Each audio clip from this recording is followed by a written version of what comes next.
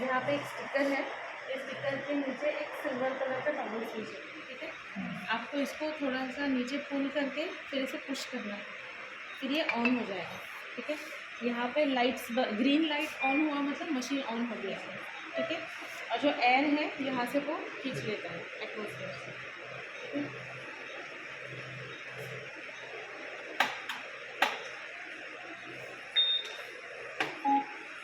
जब ऑन करोगे हमेशा आपको एक मैसेज आएगा, स्क्रीन दिख रहा है सबका? हाँ, हमेशा आपको एक मैसेज आएगा कि do you want to start a pre use check. हर एक नए पेशेंट को लगाने से पहले एक प्री यूज चेक करना होता है, क्योंकि इसमें बहुत सारे टेक्निकल टेस्ट होते हैं जिससे आपको पता चलता है कि मशीन पूरा वर्किंग कंडीशन में है। तो ये चेक करने के लिए आपको ये ट्यूबिंग लगाना पड़ता है, ठीक है। This is a test tube. ये मशीन का इंस्पिरेटरी पोर्ट है। इंस्पिरेटरी मतलब जो भी कोई गैसेस पेशेंट को जा रहे हैं वो इंस्पिरेटरी पोर्ट से जाएगा पेशेंट को, और जो कुछ पेशेंट एक्सेल करेगा वो यहाँ से बाहर निकलेगा, ठीक है। तो ये जो ट्यूबिंग है आपको इन दोनों के बीच में लगाना है, ये लगा के ये करना है। गैस सप्लाई, पावर सप्लाई सब कनेक्टेड चाहिए ये टेस्ट के लिए।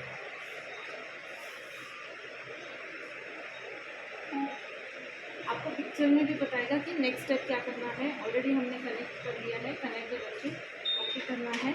हर एक टेस्ट ऑटोमेटिकली 1 बाय 1 होता जाएगा, ठीक है। और मिनिमम इसको 4 to 5 मिनट्स का टाइम लगेगा टेस्ट पूरा करते हुए।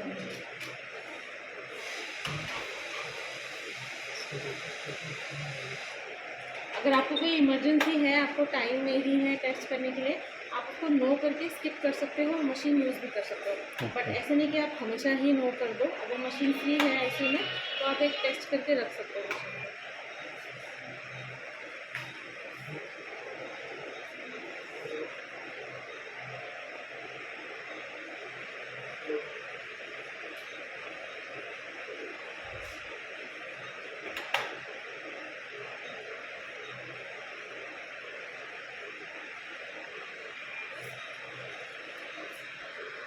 ये जो आगे है ना, एक नेबुलाइज़र है, एरोजन नेबुलाइज़र करके मशीन है, इसका ये पोर्ट है, ठीक है। ये फ्यूज दिख रहे हैं ना, और ये इसकी केबल। तो आप ये केबल संभाल के रखो। हर एक पेशेंट को एक नया नेबुलाइज़र होता है एरोजन, इसके बारे में मैं बताती हूँ आपको। बट इसका जो कनेक्शन है केबल होता है, केबल को यहाँ पर रखते हैं।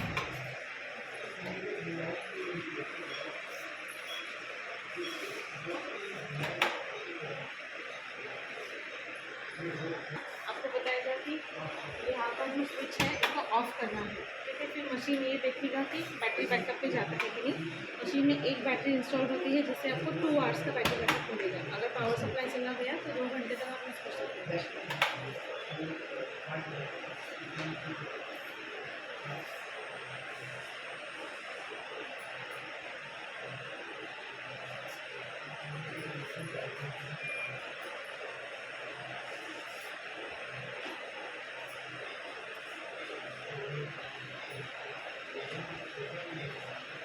ना टाइम जाता है तो जब भी मशीन फ्री है आप एक बार करके रखिएगा, मतलब ताकि पेशेंट आए तो तुरंत लगा सकते हैं।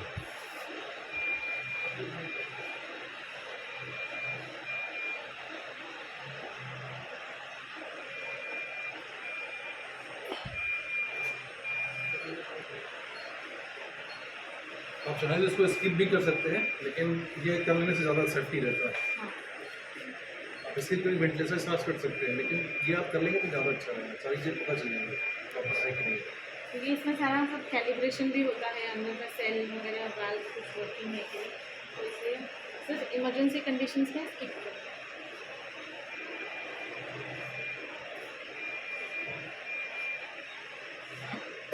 कभी कभी ये फ्लो ट्रांसड्यूसर टेस्ट जो होता है या फिर प्रेशर ट्रांसड्यूसर टेस्ट होता है, ये फेल हो जाते हैं। तो उसका रीज़न ये कैसेट में कुछ प्रॉब्लम हुआ तो वो फेल होते हैं। वो कैसेट का भी मैं आपको बता देती हूँ। बट प्री यूज टेस्ट में मोस्टली कॉन्सेप्ट अभी तो सारे पास हो रहे हैं, बट प्रॉब्लम्स आता है आपका फ्लो ट्रांसड्यूसर या फिर प्रेशर ट्रांसड्यूसर, जो आपको रेड करके नॉट एक रखेगा। ये कैसेट को क्लीन करना होता है। अगर अच्छे से क्लीन नहीं किया, कुछ अंदर रह गया तो वो फेल हो जाता है। लीकेज करके कि भी ऐसे बता दें।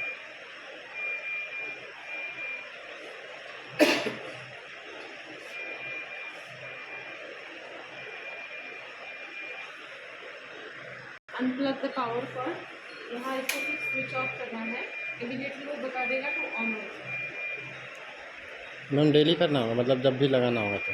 नए पेशेंट को लगाने से पहले। एवरी नए पेशेंट मतलब आज ही आपने इसको यूज़ किया, 2 घंटे में फिर से नए पेशेंट को लगा रहे थे, इतना ज़रूरत नहीं है। बट बहुत दिन, 8 दिन ऑलरेडी एक पेशेंट में है, फिर आप नए पेशेंट को लगा रहे हो तो करना चाहिए।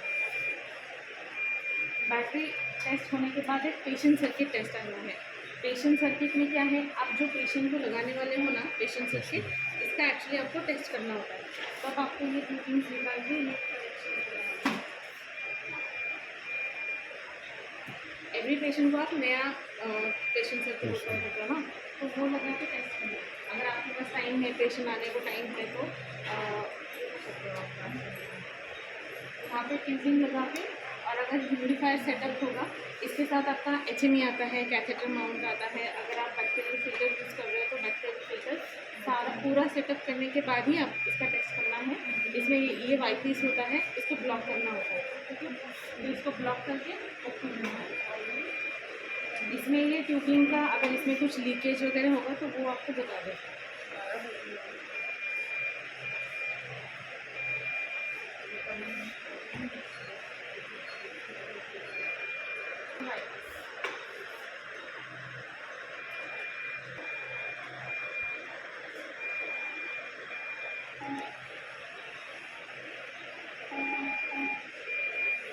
Do you want to change to a new patient, clear all data? अगर yes करते हो तो पिछली सारी हिस्ट्री क्लियर हो जाती है।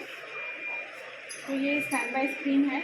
अगर आपने स्टार्टिंग में प्री यूज चेक नहीं किया है, आपको बाद में करना है, तो आप यहाँ से एक्सेस कर सकते हैं। यहाँ से आप एक पूरा प्री यूज चेक है, और ये जो पेशेंट सर्किट है, मतलब सिर्फ ये कनेक्ट करके जो टेस्ट करना है, ये टेस्ट करने के लिए आपको 1 ही मिनट लगेगा, ठीक है। अगर आपको वेंटिलेशन में दिख रहा है कि कुछ लीकेज बता रहा है और आपको पेशेंट सर्किट का टेस्ट करना है, तो आप सिर्फ ये ऑप्शन चूज़ करके पेशेंट सर्किट टेस्ट कर सकते हैं। यहाँ से आप पेशेंट कैटेगरी चूज़ करोगे, एडल्ट या पीडियाट्रिक, दो पेशेंट कैटेगरी का यूज़ कर सकते हैं, ठीक है। पीडियाट्रिक जो 20 ml के ऊपर जिनको चाहिए पैडल वॉल्यूम, वो आप पेशेंट कैटेगरी चूज़ कर सकते हैं, ठीक है। अभी मैं एडल्ट में दिखा रही हूँ। फिर यहाँ से इन्वेजिव और नॉन इन्वेजिव। इन्वेजिव पता है ना, जब एंडोट्रेकियल ट्यूब या ट्रेकियोस्टोमी ट्यूब होती है, दैट इज इन्वेजिव। और नॉन इन्वेजिव मतलब जब बाइपास पास हो। अब ये इन्वेजिव है, नॉन इन्वेजिव भी आपको ये ऑरेंज कलर में बताता है, आप डिफ्रेंशिएट कर सकते हैं। फिर यहाँ से आप मोड्स चूज़ करोगे पहले, ठीक है। ये इन्वेजिव के मोड्स हैं। बेसिकली इन मोड्स के 3 कैटेगरीज होते हैं, एक कंट्रोल्ड कैटेगरी, इंटरैक्टिव, और थर्ड वाला आपका स्पॉन्टेनियस है। कंट्रोल्ड मतलब पूरा जो वर्क है वो मशीन का होता है, पेशेंट उसमें ब्रीथ नहीं किया तो भी चलता है। नेक्स्ट इज इंटरैक्टिव कैटेगरी, जिसमें पेशेंट और मशीन दोनों के ब्रेथ का सिंक्रोनाइजेशन होता है, that's why it is called as interactive. Last में आपका स्पॉन्टेनियस है। पेशेंट को आपको जब बीम करना होता है तब हम एक स्पॉन्टेनियस ब्रीदिंग का ट्रायल देते हैं, that is called as spontaneous. अगर किसी को मोड के बारे में कुछ इन्फॉर्मेशन चाहिए तो आप ये कौन से भी मोड पे लॉन्ग प्रेस करोगे तो आपको इसमें इन्फॉर्मेशन मिल जाएगा कि मोड के बारे में ब्रीफ डिस्क्रिप्शन आपको मिल जाएगा। आपको बार बार यूज़र मैनुअल रेफर करने की ज़रूरत नहीं है, इसमें आपको सब इन्फॉर्मेशन मिल जाएगा। सेटिंग्स करने के लिए कौन से भी मोड पर टैप करो, ये सारे पैरामीटर्स हैं। आपको पैडल वॉल्यूम चेंज करना है तो आप पैडल वॉल्यूम पर टैप करके यहाँ से इंक्रीज या डिक्रीज कर सकते हैं। एंड देन कन्फर्म, कोई भी सेटिंग चेंज करने के बाद आपको कन्फर्म करना है, ठीक है। ये सारे पैरामीटर्स, ये अभी वॉल्यूम कंट्रोल मोड है, इसके पैरामीटर्स हैं पैडल वॉल्यूम, ठीक है। फिर रेस्पिरेटरी रेट, आपका फीट, FiO2, आई रेशियो, पॉज टाइम, ये सारे पैरामीटर्स एक्सप्लेन कर दूँ।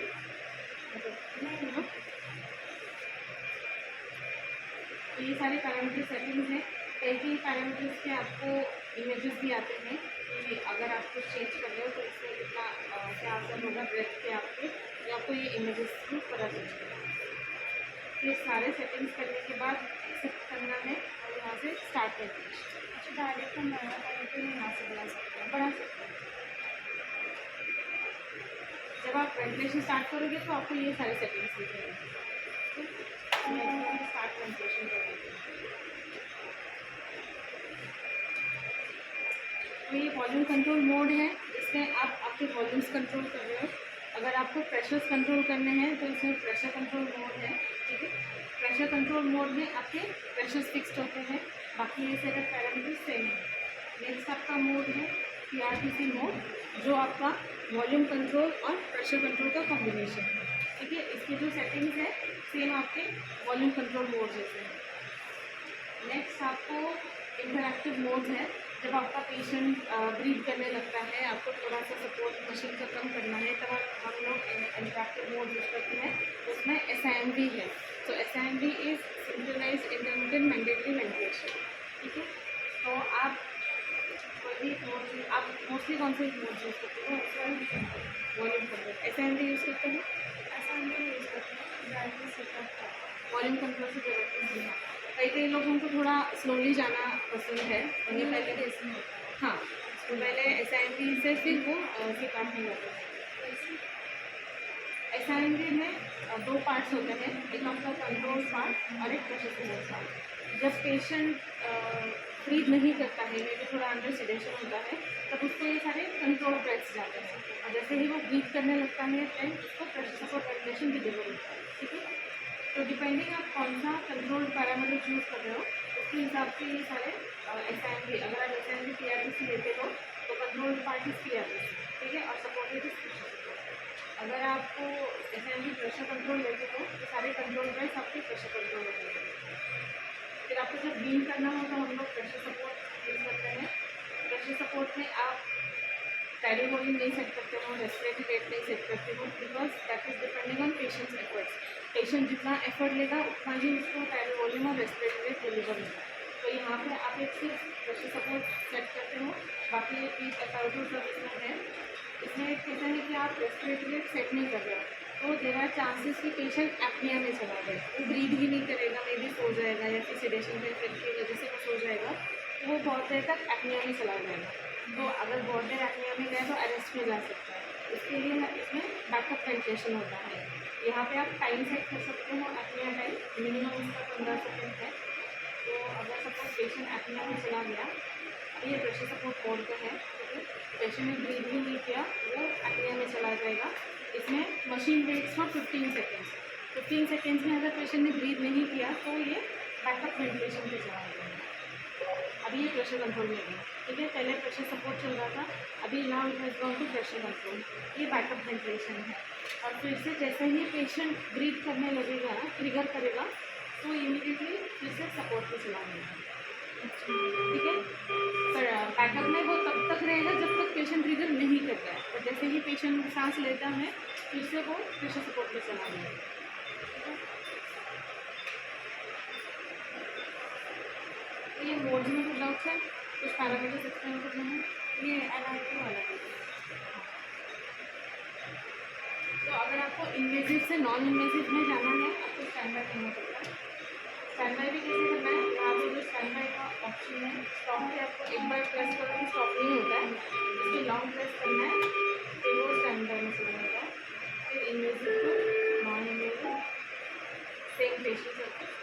अगर न्यू पेशेंट सर्किट किया तो ये पेशेंट सर्किट टेस्ट करना पड़ता है। इसमें 2 मोड्स हैं, आपका प्रेशर कंट्रोल और प्रेशर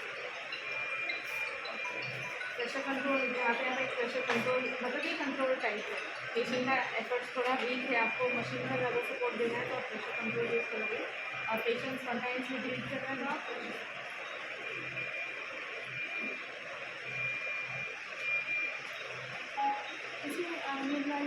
ऑप्शन नहीं है, यहाँ से देखो।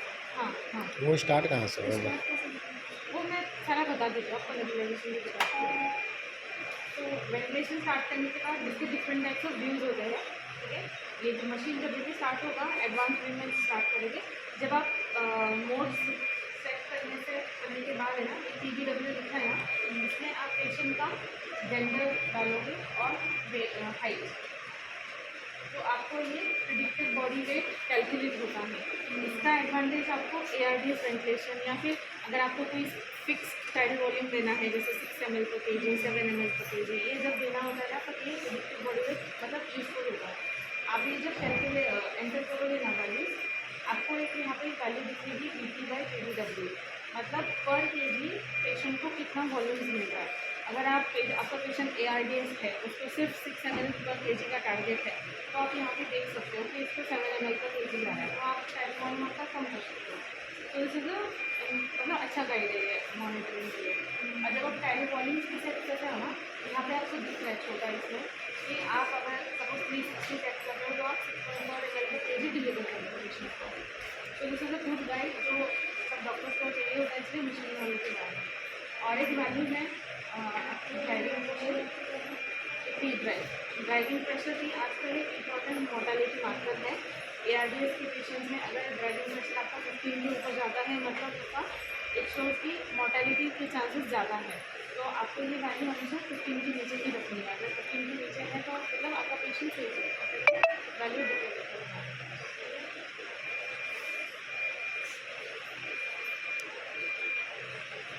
इससे इंक्लूडिंग अगर आपको लूप्स देखना है तो आप लूप्स देख सकते हो। 2 लूप्स हैं, ये वेव फॉर्म एंड पैरामीटर्स आप देख सकते हो। इसमें अगर आपको रेफरेंस सेट करना है तो आप टैप करोगे, एक रेफरेंस सेट हो जाएगा विद टाइम एंड डे।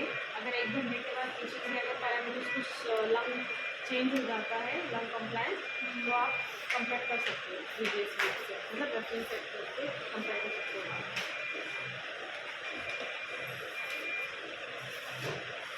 एक डिस्टेंस व्यू है, अगर पेशेंट आइसोलेशन के अंदर है, आपको बाहर से पेशेंट मॉनिटरिंग करना है, चार्टिंग वगैरह कुछ करना है, आप ये डिस्टेंस व्यू देख सकते हैं। और एक फैमिली व्यू है, अगर कोई ऐसे रिलेटिव है फैमिली, हाँ, उनको ज़्यादा दिखाना नहीं होगा, आपको स्क्रीन पे क्या है तो फैमिली व्यू को स्विच कर सकते हो। ये बबल्स दिखा रहे हैं, मतलब वेंटिलेशन इज गोइंग ऑन। और अगर आपको पीछे जाना है तो आप स्क्रीन पे टैप करोगे तो प्रीवियस स्क्रीन पे चला जाएगा। मोड जो है, मोड आपको वेंटिलेशन चेंज करने का, आप यहाँ पे चेंज कर सकते हो। फिर एक डिस्कनेक्शन है, सक्शन सपोर्ट का फीचर है। जब भी आप पेशेंट का सक्शन करते हो, सक्शन करने से पहले प्री ऑक्सीजनेशन इज़ इम्पॉर्टेंट, क्योंकि अगर कोई ARDS का पेशेंट है जिसमें FiO2 की बहुत ज़्यादा है, आप जैसे ही डिस्कनेक्ट करते हो तो पेशेंट डिसैचुरेट होता है। आप कौन सा सक्शन यूज़ करते हो? क्लोज सक्शन के ओपन सक्शन के यूज़ करते हो? ओपन सक्शन के लिए तो ये अच्छा फीचर है। तो अगर पेशेंट का बहुत FiO2 ज़्यादा है, पीप ज़्यादा है, तो आप क्या करना है, आपको क्या करना है, डिस्कनेक्शन में जाके यहाँ पे बाई डिफ़ॉल्ट 70 आता है, ठीक है। आपको 100% FiO2 देना है पेशेंट को, तो आप उसको 100% एक्सेप्ट करके फिर यहाँ से आपको एक्सेप्ट करना है। फिर यहाँ पे 2 मिनट्स का टाइमर स्टार्ट होता है, जिसमें आपको वेट करना है तो फ्री ऑक्सीजनेशन। ये 2 मिनट में पेशेंट को 100% FiO2 जा रहा है। पूरे 2 मिनट होने के बाद भी आप डिस्कनेक्ट करोगे, जब आप डिस्कनेक्ट करोगे तो इसमें क्या होता है, सारे अलार्म जो है साइलेंट हो जाते हैं। नहीं तो आप जैसे ही मशीन सबसे डिस्कनेक्ट करते हो, बहुत सारे अलार्म बजने लगते हैं। तो जब आप डिस्कनेक्शन फीचर यूज़ करते हो ना, आपके सारे अलार्म साइलेंट हो जाते हैं, यहाँ से जो फ्लोज बाहर आते हैं वो भी बंद हो जाता है।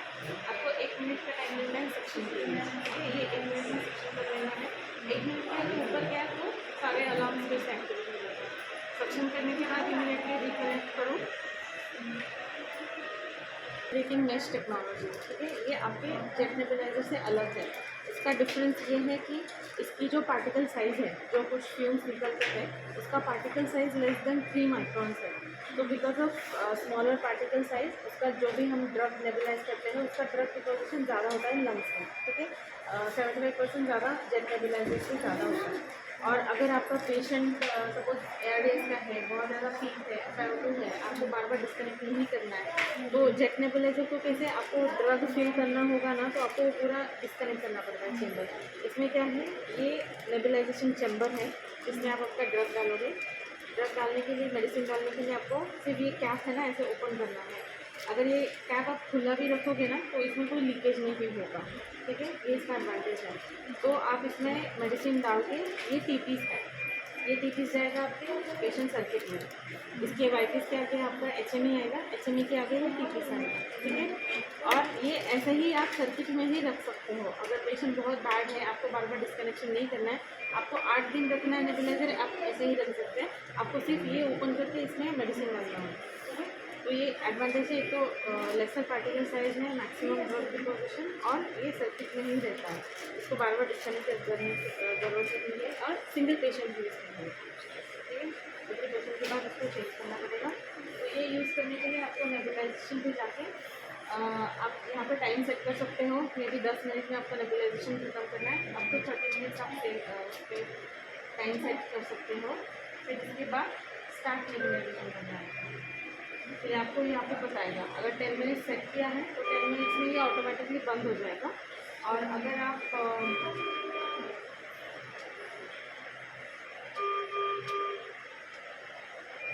कंटिन्यूस नेबुलाइजेशन चूज़ करते हो तो जब तक आप आके स्टॉप नहीं करते ना वो कंटिन्यूसली चलता रहेगा। वैसे आप नेबुलाइजेशन दे सकते हो। फिर स्टैटिक मेजरमेंट्स, अगर आपको इंस्पिरेटरी एक्सपिरेटरी होल्ड करना है, ये सारे आपको कंप्लाइंस देखना है या फ्लैट प्रेशर देखना है या टोटल पीक देखना है, तो आपको इंस्पिरेटरी होल्ड करना है 3 to 4 सेकेंड। इसके बाद आप एक्सपिरेटरी होल्ड करोगे 3 to 4 सेकेंड।